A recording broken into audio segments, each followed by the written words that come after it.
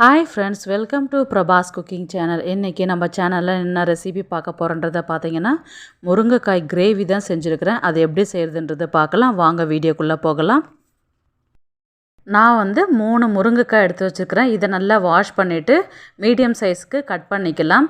அதில் இருக்கிற நாரெல்லாம் எடுத்து தனியாக வச்சுட்டு இப்போது ஒரு பேனில் ஒரு 2 ஸ்பூன் கிட்ட எண்ணெய் விட்டுட்டு முருங்கைக்காய் சேர்த்துக்கலாம். நம்ம கட் பண்ணி வச்சுருக்கிற முருங்கைக்காயெல்லாம் சேர்த்துட்டு 1/4 டீஸ்பூன் உப்பு சேர்த்துக்கலாம். சால்ட்டு சேர்த்துக்கோங்க. 1/4 டீஸ்பூன் மஞ்சள் சேர்த்துக்கலாம். மஞ்சள் தூள் சேர்த்துட்டு இதை நல்லா அதை வதக்கி விடலாம். இது 10 to 15 நிமிஷம் கிட்ட நல்லா நம்ம வதக்கி விடலாம். மேலே நல்லா வதங்க, உள்ளே சதைப்பகுதி வேகாது.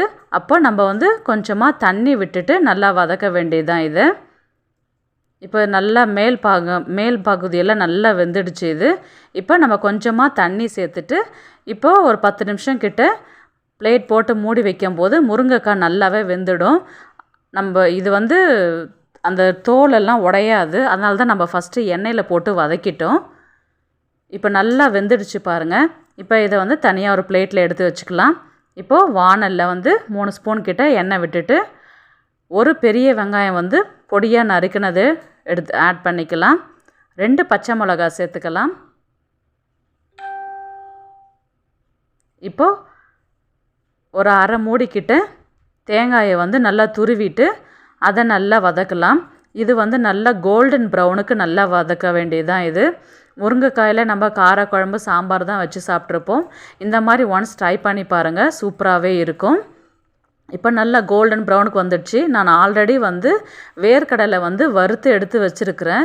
இப்போ இது நல்லா வதங்கினதுக்கப்புறம் அதை லைட்டாக சேர்த்துட்டு கொஞ்சம் லைட்டாக சூடு பண்ணிவிட்டு இதெல்லாம் நம்ம இன்னும் ஒரு 2 நிமிஷம் வதக்கி எடுத்துட்டு அதுக்கப்புறம் நம்ம ஜாருக்கு மாற்றிடலாம். ஆறுனதுக்கப்புறம் மாற்றிக்கோங்க. இதை கொஞ்சமாக தண்ணி விட்டுட்டு பேஸ்ட் பதத்துக்கு அரைச்சி எடுத்து தனியாக வச்சுக்கலாம். இதை இப்போது ஒரு பேனில் பார்த்திங்கன்னா 3 ஸ்பூன் கிட்ட எண்ணெய் சேர்த்துக்கலாம். ஒரு பிரிஞ்சி இலை சேர்த்துக்கலாம். 1 டீஸ்பூன் ஜீரகம் சேர்த்துக்கலாம். இப்போ நம்ம அரைச்சி வச்சுருக்கிற விழுதை சேர்த்துட்டு இதை அந்த எண்ணெயில் நல்லா அதை பெரட்டி விடலாம். இது பச்சை ஸ்மெல் போகிற அளவுக்கு ஒரு 10 to 15 நிமிஷம் நல்லா அதை பெரட்டி விடலாம். இப்போ பார்த்திங்கன்னா மஞ்சத்தூள் 1 ஸ்பூன், 1.5 ஸ்பூன் கிட்ட தனியா பொடி சேர்த்துக்கிறேன். 1 ஸ்பூன் கிட்ட ப்ளைன் மிளகாத்தூள் சேர்த்துக்கிறேன். இப்போது இது எல்லாமே பச்சை ஸ்மெல் போகிற அளவுக்கு நல்லா அதை வதக்கி விடலாம். இப்போ பாருங்கள், நல்லா எண்ணெய் திரிஞ்சு நல்ல கிரேவி கன்சிஸ்டன்சிக்கு வந்துடுச்சு. இப்போ ஸ்லோ குக்கில் வச்சுக்கோங்க. ஏன்னா நம்ம தண்ணி சேர்க்காத வச்சுக்கிறதுனால கொஞ்சம் அடி பிடிக்கிற மாதிரி இருக்கும். இப்போ நம்ம 2 தக்காளி பழம் அரைச்சதை சேர்த்துக்கலாம். மீடியம் சைஸு தக்காளி பழத்தை அரைச்சதை சேர்த்துக்கலாம். சேர்த்ததுக்கப்புறம் 1/4 டீஸ்பூன் சால்ட்டு சேர்த்துட்டு அதை நல்லா கிளறி விடலாம். என் சேனல் இப்போ தான் ஃபஸ்ட் டைம் பார்க்குறீங்கன்னா ப்ளீஸ் சப்ஸ்கிரைப் பண்ணிக்கோங்க ஃப்ரெண்ட்ஸ். 1 ஸ்பூன் கரம் மசாலா சேர்த்துக்கலாம். 1.5 ஸ்பூன் கிட்ட கசூரி மேத்தி சேர்த்துக்கலாம். சேர்த்துட்டு அதை நல்லா கிளறி விடலாம். இது ரொம்பவே டிஃப்ரெண்ட்டாக இருக்கும் டேஸ்ட்டு. நம்ம நார்மலாக செய்கிறத விட நீங்கள் இந்த மாதிரி செஞ்சு பாருங்கள். இதெல்லாம் நம்ம ரெகுலராக வீட்டில் யூஸ் பண்ணுற கிரேவி இது.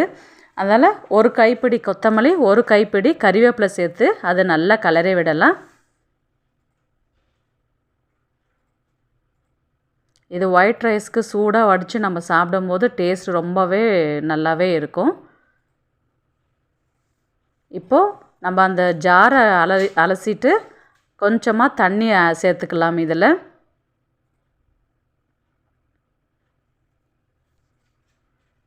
இப்போது ஒரு 10 to 15 நிமிஷம் கிட்ட நம்ம மூடி போட்டு மூடும்போது நல்லா எண்ணெய் திரிஞ்சு நல்லா கொதி வரும்.